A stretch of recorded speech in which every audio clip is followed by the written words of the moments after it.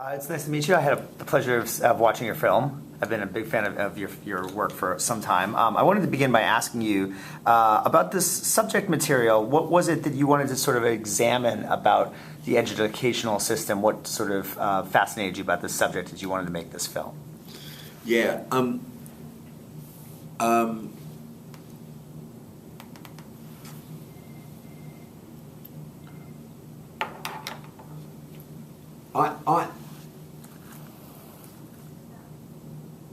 I am dedicated to social issues and trying to make brutal and painful things, try to present them in a poetic and entertaining way, so that you can watch it and you feel battered by the textural content of it, but you feel inspired. This movie is not yeah. So that's the first point. I was magnetized to the writing of Carl Lund, who was a teacher. Carl has a bigger axe to grind in terms of education than me, because Carl was a public high school teacher. I'm just a director. He was a teacher. He turned up for school, didn't have enough books, kids weren't reading, was angered by the bureaucracy of the whole thing, and he did this. Adrian Brody's father was a public high school teacher, so Adrian also had this incredible understanding, and Adrian was like a second writer to me, aside from being my executive producer and my lead actor. But where I'm coming from, me personally, my voice, obviously a movie is a combination of many voices. It's not the director is maybe the conductor, but that is only one of the voices. What I'm into is humanity, and what I'm into is trying to record and document and film people as they interact. And actors are great people. They're great. They're these wonderful souls, vessels, that have this magnificent magnitude, giant capabilities of reaching an audience, and in a way they're all the distillation of us all. We have great empathy for them. They're great to hang out with. Those people just in the room. You want to sit down and have a cup of tea with somebody. Better to do it with Adrian Brody than me, right? So So what I'm interested in is emptying them out in the time that I had 20 days to shoot this film. So I want to empty these people out, and then look at all the stuff, and then trying to figure out some kind of an assembly of it all, and put it out to an audience, so that they can think about it when they leave the theatre, and it might help them somehow, or it might anger them somehow, but it will cause some kind of a pro-action.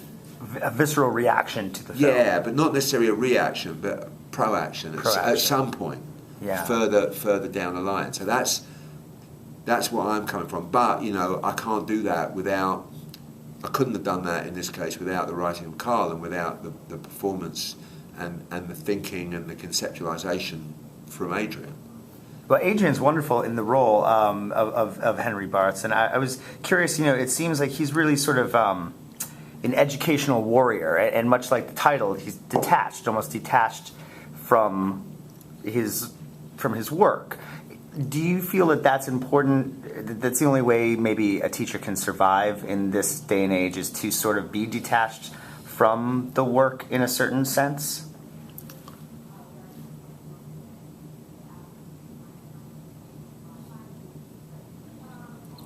Well, no, I think that I think we all have to compartmentalize ourselves, you know, to try and organize the chaos that's out there. But I think that the movie is really, the structure of the movie is the story. You know, I mean, there's not a story here. People should not go. You know, you don't watch this movie to see a story. It's not that kind of a film. But there is an arc within the character, and that arc is from detachment to attachment. You know, at the end. I mean, I don't know if I should talk about that. No, feel free. Yeah, no, but. Well, I mean, I'm the relationship people, with Meredith and Erica and well, yeah, and grandfather. Meredith is really what happens in the movie. I mean, Meredith, you know, he's expecting his grandfather to die. See, I don't want to say these things because it tips the whole story. Yeah, so. well, whenever you feel comfortable. Yeah, but you know, but between you and me, you know, it's you know, and you use this how you wish. Are you shooting the? We're shooting video, yeah. So you want to use this? We're going to use this. So if you don't want to talk about, but we can talk in broad terms of sort of the effects that these characters have. It's from detachment to attachment. The end is the climax is you know, it's harsh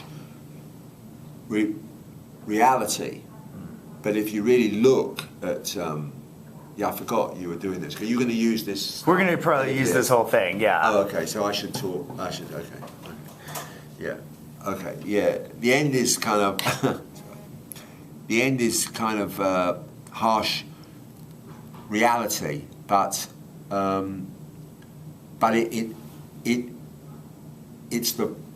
it's a portrait of attachment, whereas the beginning shows a very detached man. It's a very thin story. It's not about someone who necessarily saves the world. Right. It's about someone who kind of begins a journey of saving themselves. Yeah. Tell me about the cast and bringing the cast together. And you're a filmmaker. I know a lot of actors want to work with. Was that sort of the case here? Because it's a wonderful cast from Marcia Gay Harden to Bryan Cranston and. Yeah. Well, the actors came for the writing, in spite of the fact that I was the director. I'm sure that's not true. and you know. And I'm pleased I'm delighted they did. There's a lot of stuff that I got that is not in this first cut that I'm hoping to put in a subsequent cut. But you know, obviously, the movie is about Henry Barth and the movie is Adrian's. But I think there's you know, an incredible performances from Lucy Liu and from James Caan and from Marcia Gay Harden, and obviously, you know, I found Sammy Gale, and it's her first film, and she's going to be, I think, a huge American star, and your daughter also gives a wonderful performance. Going there, I can't claim the discovery of my daughter, but she's. A revelation to me in her achievement. You know, she'd never done any movie acting before. She's always wanted to be an actress. She was the first person I cast 5 years ago for this film. She's the cornerstone of this film, and she you know, as they say, knocked it out of the park. I was quite prepared to not to give her the part in the film, I had to be a director first and a father second, and it was maybe one of the best days of my life, maybe the best day of my life, when I realised there was nobody better than her, and then I had to get through this. I had to get the producers to buy into it, and so I shot a demo reel of every scene she was going to be in, and compiled this sort of 20-minute tape, and they loved it and asked me who the kid was. So, and then yeah. Yeah. Well, and the last thing I wanted to ask you about, you have a very unique style of shooting, style of filmmaking, and you had mentioned maybe another cut of this film. I'm just curious if you could talk about your style of filmmaking, how it applied to this film, and do you feel that film ever ends? I mean, could you continue to edit and play with something until, forever, in a sense? Yeah, well, they say that you don't ever finish anything, you abandon things. And, Leonardo da Vinci proved, and he said he only finished a dozen things in his life. And the Mona Lisa, which is not even arguably is the greatest singular work of art really that exists, other than Sergeant Pepper's. It is.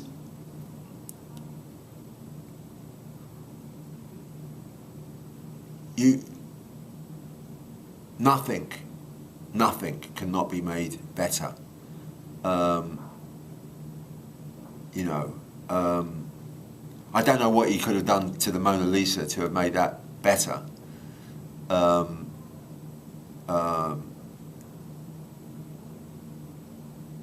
Yeah, I mean, maybe that is as perfect as. I mean, that's not hype. That really is an amazing piece of work. But the Mona Lisa is. Yeah, no, I mean, I'd love to spend another year on the. I mean, they had to pull it away from me. I wasn't finished. Is that always the case with you with your films? You feel? Yeah, every time. Yeah, it has to be. I give it now. When they say, "Tony, it's over," I say, "Okay." Whereas I've learned, I've learned my place in life, and I know who my bosses are, and I know who I serve, and it was an honour and a privilege for me to work on this for as long as I did. And Paper Street, Austin Stark and Benji Cohn and everyone else there, it was, they gave me they're incredible, those guys, and.